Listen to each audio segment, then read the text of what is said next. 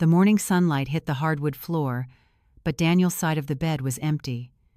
A crisp white envelope sat atop the nightstand, stark against the stack of old bills. My hands trembled as I picked it up. "What is this?" I whispered to myself, breaking the seal to reveal the divorce papers, neatly typed, no signature, no note, nothing. I ran to the kitchen, calling his cell. "Daniel, where are you?" The line went straight to voicemail. My stomach twisted. I dialed again, then again. "Emily, honey, calm down." My mom's voice came through the speaker. Maybe he just stepped out. Stepped out? He didn't leave his coffee, his coat, or his wallet. My hands clenched around the phone. "Mom, he left. He left us." The panic in my voice made her pause. "Sweetheart, breathe. He might be in a hotel." "A hotel?" He left a signed divorce on the counter. My heart pounded as I realized the weight of the betrayal. I remembered our anniversary last week. He hugged me tightly, whispered, "I love you always." How could that have been real? The sound of the door creaking upstairs made me freeze. "Emily, are you okay?" my sister Sophie asked, her voice soft but curious. I turned, clutching the papers like a shield. "He's gone. He just disappeared." Sophie's eyes widened. "But why? Did he say anything?" I shook my head, tears threatening. "Nothing. Only this." I slumped against the wall, the world narrowing to the stark black ink of his signature. "This can't be happening," I muttered, barely audible. I sank to the floor, the envelope crumpling slightly in my grip. My phone buzzed. A text from an unknown number. "Meet me outside. Now." My pulse raced, unsure whether this was help or another cruel twist. In the blur of panic, I whispered to myself, "What truth are they hiding?" If this story speaks to your heart, only if it truly resonates with you, please like, subscribe, and leave a comment with the city or country you're watching from and the local time. My name is Emily Carter. I'm 30 years old, and this was the night that changed everything in our family. But the real beginning, where every choice and secret started to unfold, goes back to a time before I opened that envelope, and the lesson you'll take from this video waits until the end. So stay with me now as I tell you how it all began. Before I tell you what happened after that message, you need to understand the kind of family I came from, because some wounds do not begin in marriage. They begin long before you ever meet the person you think will save you. I grew up in a small brick house on the northwest side of Chicago with my parents, Richard and Linda, and my older sister Sophie. On paper, we looked like a normal family. In reality, Sophie was the sun, and the rest of us revolved around her. I learned that lesson when I was 8 years old. On Christmas morning, Sophie tore open a brand new bicycle with a bright red bow. I got a sweater my mother had bought on clearance. "Do you like it?" Mom asked. I forced a smile. "It is nice." Sophie rode circles around the driveway while I folded the sweater back into the box. Things never changed much after that. When Sophie got an A-, my parents took her out for dinner. When I got straight A's, Dad glanced up from the newspaper and said, "That is what we expect from you." At 14, I won a statewide essay competition. I remember running into the kitchen holding the certificate. "Dad, I won first place." He barely looked up. "That is great, Em." Then Sophie walked in talking about cheerleading tryouts, and suddenly everyone was listening to her. The certificate stayed on the counter untouched. Years later, when I met Daniel, he noticed things nobody else did. "You always thank everyone before they help you," he told me during our third date. "That is because I do not like being a burden." He looked at me for a long moment. "Emily, you are not a burden." Nobody had ever said that to me before, not once. Maybe that is why I loved him so completely. Maybe that is why what happened later hurt so much. Because Daniel was the first person who ever made me feel chosen. The first person who looked directly at me instead of through me. And as I sat in my kitchen that morning staring at those papers, I could not stop remembering something strange he had said 3 weeks earlier. A sentence that had seemed harmless at the time, but now echoed through my mind like a warning I should have understood. 3 weeks before everything fell apart, my life had finally started moving in a direction that felt like my own. I worked as a project coordinator for a nonprofit housing organization in downtown Chicago, and after nearly 6 years of showing up early, staying late, and solving problems nobody else wanted, I was offered a promotion. I still remember sitting in the conference room overlooking the river when my supervisor, Karen Mitchell, slid a folder across the table. "Emily, we want you to lead the new community development initiative." I stared at her. "You are serious?" She laughed. "You practically built half the program already." For a second, I forgot every childhood disappointment, every moment of feeling invisible. I drove home with the offer letter sitting on the passenger seat and tears in my eyes. Daniel was the first person I called. "I got it," I said the moment he answered. "I got the promotion." He sounded genuinely happy. "I knew you would. I am proud of you, Em." That night we celebrated with takeout from our favorite Italian place on Milwaukee Avenue. It should have been a perfect memory. Instead, it became the beginning of something I did not understand. 2 days later, my parents invited us to Sunday dinner. The moment I shared the news, Sophie smiled and said, "That is nice. I guess nonprofit work finally pays enough to matter." She said it with a laugh, but everyone at the table heard it. Normally, I would have smiled and changed the subject. That was what I always did. This time I did not. I set down my fork and looked directly at her. It mattered before the promotion, too. The room went quiet. My father cleared his throat. My mother suddenly became very interested in her mashed potatoes. Sophie blinked. "I was only joking." "I know," I said calmly, "but I am tired of being the punchline." Even Daniel looked surprised. On the drive home, he reached for my hand. That was different. I stared out the window at the city lights passing by. Maybe I am different. He squeezed my fingers but did not say anything else. Later that night, after he thought I was asleep, I heard him standing alone on the back porch talking quietly on the phone. I could not make out most of the conversation. Only one sentence drifted through the screen door before the wind carried the rest away. "There is less time than we thought." The next 2 weeks felt strange in ways I could not explain. At first, I told myself I was imagining things. Daniel was still kind. He still asked how my day was. He still brought home my favorite blueberry muffins from the bakery on Damon Avenue every Friday morning. But little details began piling up like snow before a storm. One evening, I came home and found him sitting at the kitchen table with my father. The conversation stopped the moment I walked in. "What were you two talking about?" I asked. Dad stood up too quickly. "Just family stuff." Daniel smiled. "Nothing important." It was a small lie. I knew it immediately. A few days later, Sophie called me during lunch. Her voice carried that artificial sweetness she used whenever she wanted information. "Emily, is everything okay between you and Daniel?" I frowned. "Why would you ask that?" There was a pause. No reason. "I just heard he has been under a lot of stress lately." "Stress?" Daniel had never mentioned anything. That evening I confronted him gently. "Did something happen?" He looked away for half a second before smiling. "Work stuff. Nothing you need to worry about." I wanted to believe him. Instead, I noticed how carefully he chose every word. Then the rumors started. My mother called twice in 1 week asking if we were having financial problems. An aunt I barely spoke to sent a text asking whether I was considering moving. Somehow people seemed to know things about my marriage that I did not know myself. The worst moment came during a family barbecue at my parents' house. I walked onto the patio carrying a bowl of pasta salad when conversation suddenly died. Everyone looked at me, then looked away. The silence lasted only a second, but it felt much longer. Later, I overheard Sophie whispering to Mom near the kitchen door. "If what Daniel told us is true, she is never going to see it coming." My blood ran cold. Daniel told us. Not told me. Told them. I stepped forward, ready to demand answers, when my phone vibrated. It was a text from Daniel. 3 words. "Please trust me."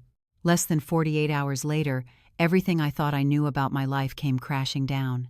The next morning felt unreal.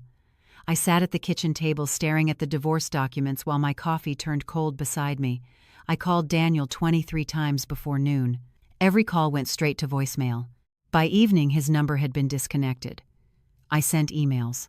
5 the first day, 12 by the end of the week. None were answered. The only response I received was an automated delivery confirmation proving the messages had reached his inbox. That somehow made it worse. He was receiving them. He was choosing silence. I wrote letters too. Actual letters. 3 pages each. I mailed them to his office, to his parents' house, even to the apartment building where his college friend Marcus lived. Weeks later, 2 envelopes came back stamped "Return to Sender." One had never been opened. "There has to be a reason," I told my mother during a phone call. "People do not just erase their entire lives overnight." Mom sighed heavily. "Emily, sometimes the answer is the answer." I knew what she meant. Everyone thought he had chosen to leave. Slowly, that belief spread through every corner of my life. Friends stopped asking questions. Coworkers started giving me those careful looks people reserve for bad news. At family gatherings, conversations changed when I entered the room. One afternoon, I walked into my aunt's birthday party and heard someone whisper, "Poor thing. She still thinks he is coming back." They did not know I heard them. I pretended I did not. The hardest part was not losing Daniel. It was watching an entire story get written about me while I was still living inside the confusion. According to everyone else, I was the wife who had been abandoned. The woman who failed to see it coming. The woman left behind. Then, one rainy Thursday in October, nearly 3 months after he vanished, I opened my mailbox and found something that made my hands go completely numb. There was no return address. Only my name written in handwriting I recognized instantly. The envelope was thin, almost fragile, yet it carried a weight heavier than any of the months I had endured. I hesitated, fingers hovering over the seal, before carefully pulling it open. Inside were photographs of Daniel, standing alone on empty streets, delivering food to shelters, helping elderly neighbors carry groceries. Each image was time-stamped, precise, undeniable. There were notes, written in his familiar handwriting, describing moments I had no knowledge of, things he had done quietly to protect someone, something that I still could not fully understand. I sank into the kitchen chair, letting the documents fall from my lap. The room felt colder, emptier, though the sun streamed through the windows. My phone rang. It was Mom. "Emily, are you okay? You sound so far away," she said softly. "I am here, Mom. I am just looking at these," I whispered. "Do you know what he meant by all this?" she asked. I shook my head, tears welling, but a small spark of understanding began to form.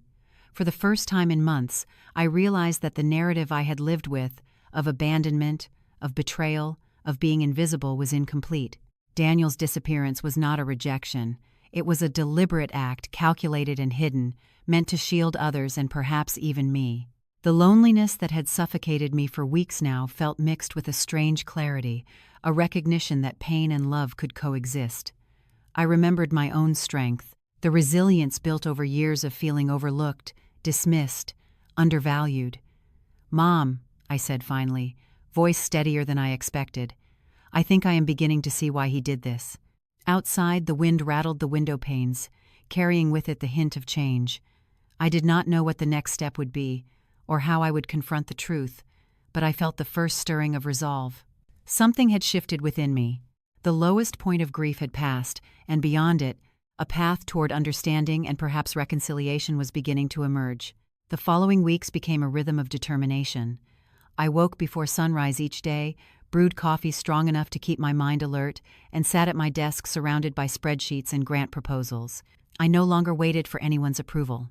My phone buzzed constantly with requests from community partners, but I answered each one, carefully coordinating meetings, budgets, and outreach programs. One morning, as I entered the small office space we had rented downtown, my colleague Mark looked up and smiled. "You have a way of making everything seem possible," he said. I nodded, already reviewing notes for a new housing project. The promotion had given me authority, but it was my relentless focus that began to change how people saw me. At home, the silence of the apartment was a comfort. I made my own breakfast, folded laundry, and sent follow-up emails to donors, each message polished, professional, and unflinching. "Emily, we need a response by today," Karen's voice came over the phone. "I am on it," I replied, scanning the documents she had sent. Outside, the streets of Chicago pulsed with life, but I moved through them in a bubble of purpose. I began keeping a journal again, jotting down observations, successes, small victories, and ideas for the future. In one entry, I wrote, "I am learning that I do not need permission to matter." My parents called less frequently now, perhaps sensing the change. Once my mother asked, Are you sure you are not taking on too much? I smiled softly, voice steady. I am fine. I am doing what I need to do. Even Sophie sent a brief text congratulating me on a project milestone. I did not reply immediately. I wanted to feel the pride without letting anyone else define it for me. In the evenings, I walked along the Riverwalk, feeling the lights shimmer on the water and imagining the programs we were about to launch. Each step, each action, reinforced a version of myself that had been dormant for years. I realized for the first time since that morning with the envelope that I was building something that no one could take away. And as I closed my journal that night, a quiet confidence settled in me, a sense that the future I was shaping, with or without Daniel, was only beginning, and it would be extraordinary. By mid-November, I was walking into the new community center with a confidence I had not felt in years. My nameplate on the office door read Emily Carter, Program Director, and it was the first time anyone in that building would see me with authority not borrowed from anyone else. I wore a navy blazer, the one with sharp lines that made my shoulders feel strong, paired with a white blouse that had been pressed to perfection the night before. As I passed the reception desk, Marissa, our administrative assistant, looked up and smiled. "Good morning, Director Carter," she said, and for the first time, I felt the weight of that title in a real, tangible way. I nodded briefly, choosing my words carefully. "Good morning, Marissa. Please have the team ready for the donor presentation at 11. The office hummed with activity as staff prepared charts, schedules, and talking points.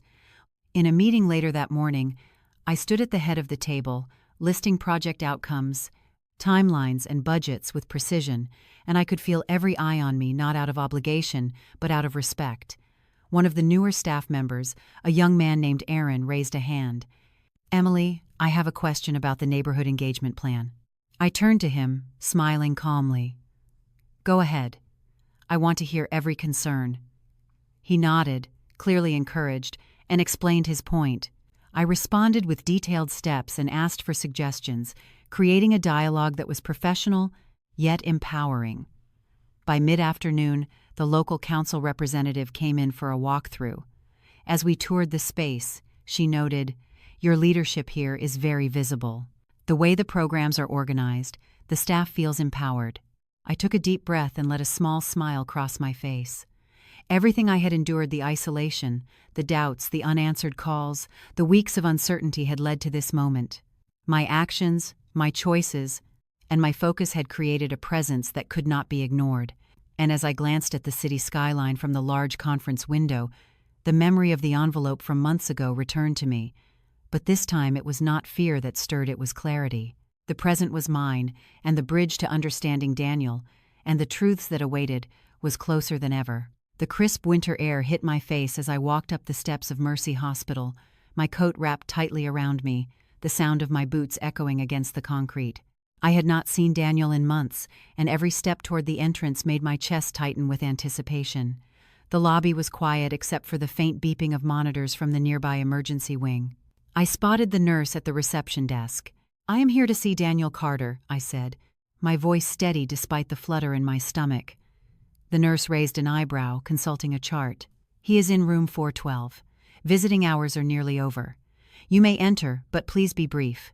I nodded, my mind already racing through the words I would say, the questions I would ask. The elevator ride felt unusually long, each floor a reminder of how far I had come and how much was still unknown. When I reached the 4th floor, the hallway stretched before me, sterile and quiet. I stopped at the door, took a deep breath, and saw him inside. Daniel was seated by the window, bundled in a navy cardigan, his gaze fixed on the street below. He did not look up immediately. "Emily," he finally said, voice low, almost hesitant. "You are here." I crossed the room slowly, measuring each step.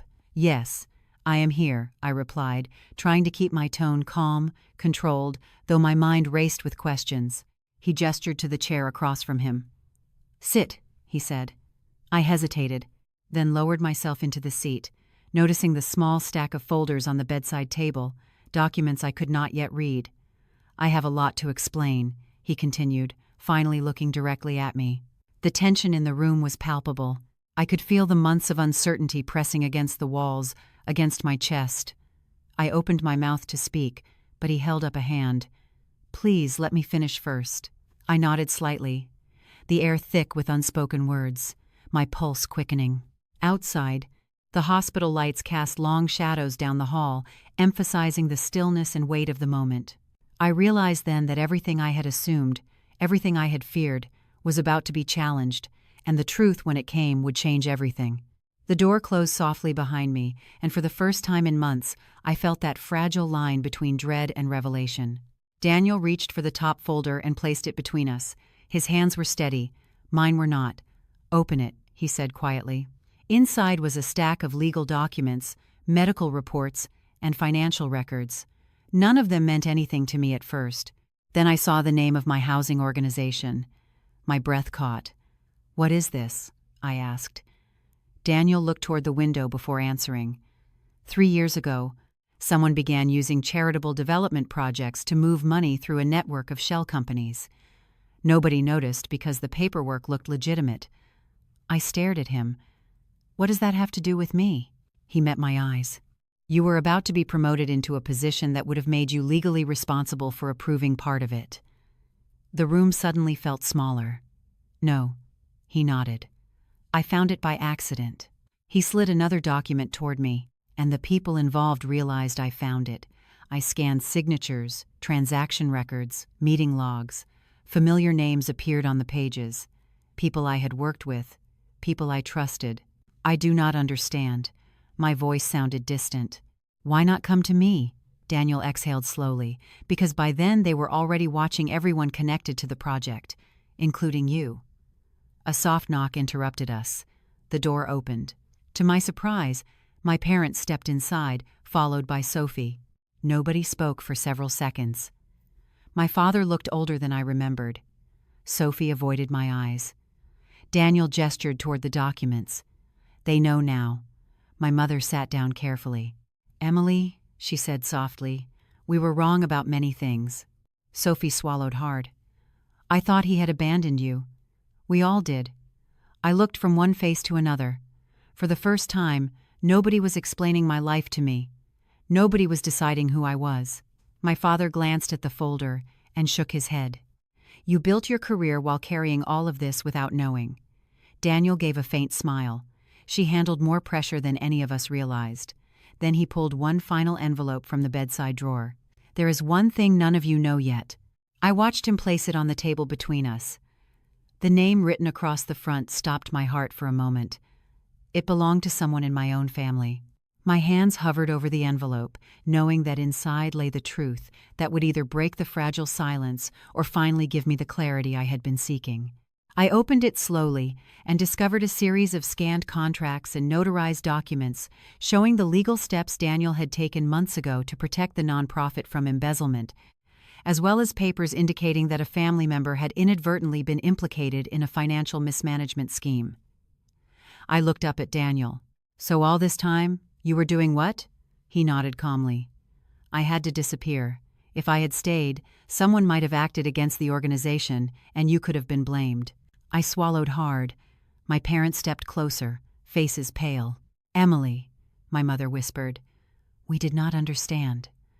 My father's jaw tightened, and he simply nodded, the pride and fear in his eyes mingling. I took a deep breath, feeling the weight of months of uncertainty finally begin to shift. "I appreciate what you did," I said, voice steady, "but I need to set boundaries now. No more secrets, no more making decisions for me without my knowledge." Sophie looked at me, eyes wide. I did not know," she said softly. I held up a hand. "It is not about blame anymore. It is about knowing the truth and being respected moving forward." The air in the room shifted. The tension remained, but the power dynamic had changed. I felt the strength of my own voice, my own choices, resonating in the quiet. Daniel reached out but did not touch me, respecting the line I had drawn. I folded the documents neatly, placing them back in the envelope with deliberate care. "We will move forward," I said. Not a question, not a plea, simply a statement. The room was silent, except for the faint hum of the hospital, and in that stillness, I realized that while some understanding had been reached, the emotions of the past months were far from resolved. There was relief, yes, but also a lingering unease. the sense that our lives had been altered in ways we were only beginning to comprehend. The months that followed were quieter than I ever imagined they would be. Not perfect, not effortless, but honest. For the first time in a very long time, my life was no longer built around unanswered questions. The investigation eventually concluded, the nonprofit was protected, and several people were removed from positions they should never have held in the first place. The organization survived. The projects moved forward. Families still received housing assistance. Children still had places to sleep at night. That mattered to me more than any apology ever could. Daniel recovered slowly. We spent many afternoons walking along the Chicago River without trying to force conversations that were not ready to happen. Some days we talked about everything. Some days we talked about nothing at all. Healing turned out to be less dramatic than I expected. It looked like patience. It looked like honesty. It looked like learning how to sit with uncomfortable truths without running from them. My relationship with my family changed too. Not because everyone suddenly became different people, but because I became someone who could finally draw a line when necessary. The first time my mother tried to make a decision on my behalf, I smiled and said, "I appreciate your concern, but I will make that choice myself." She blinked in surprise, then nodded. That small moment meant more than she probably realized. My father began calling just to ask how I was doing, not what I had accomplished, not what problem I was solving, just how I was. Sophie and I rebuilt our relationship slowly, one honest conversation at a time. Trust returned in inches, not miles. Looking back now, I realize the biggest lesson was never about secrets or betrayal. It was about identity. For years, I allowed other people to tell me who I was: the overlooked daughter, the quiet one, the woman left behind, the person who always adjusted herself to make everyone else comfortable. But the truth is that people can only define you if you hand them the pen. One evening last spring, I stayed late at the community center after everyone had gone home. The building was silent except for the hum of the heating system. As I packed my bag, I noticed something sitting on my desk. It was the old nameplate from my first promotion. Emily Carter, Program Director. The corners were slightly worn now. I picked it up and smiled. Months earlier, I would have seen it as a symbol of achievement. That night, it meant something different. It reminded me of the woman who survived uncertainty without losing herself. The woman who learned that self-respect is not something other people give you, it is something you choose. If you are listening to this story while carrying your own heartbreak, confusion, or disappointment, I want you to know something. Sometimes the hardest part is not what happened to you. Sometimes the hardest part is remembering who you are afterward. Protect your finances. Protect your peace. Protect your emotional well-being. Ask questions when something feels wrong. Trust your instincts. And never shrink yourself just to make someone else comfortable. I have learned that our intuition often notices the truth long before our minds are ready to accept it. For me, faith meant believing that clarity would eventually arrive, even when I could not see it yet. My name is Emily Carter. I am 30 years old, and the core lesson I want to leave with you is this: never let someone else's story become more powerful than your own truth. Thank you for spending this time with me. Thank you for listening, and thank you for allowing this story to be part of your day. If it helped you feel a little less alone, then sharing it was worth it. As I left the office that evening, I slipped the nameplate into my bag and turned off the lights. The city glowed beyond the windows, full of people carrying burdens nobody else could see. For the first time in a very long time, I felt at peace. Because sometimes losing the life you thought you wanted is exactly what leads you to the life you were meant to build. If this story resonated with you, feel free to leave a comment sharing where you are watching from and what lesson stayed with you the most. And if you enjoy thoughtful family drama stories like this one, consider subscribing and joining us again. There are many more stories waiting in this playlist. Some will make you think, some will make you feel, and some may remind you of strength you forgot you had. Until the next story, take care of yourself, trust your journey, and keep moving forward one step at a time.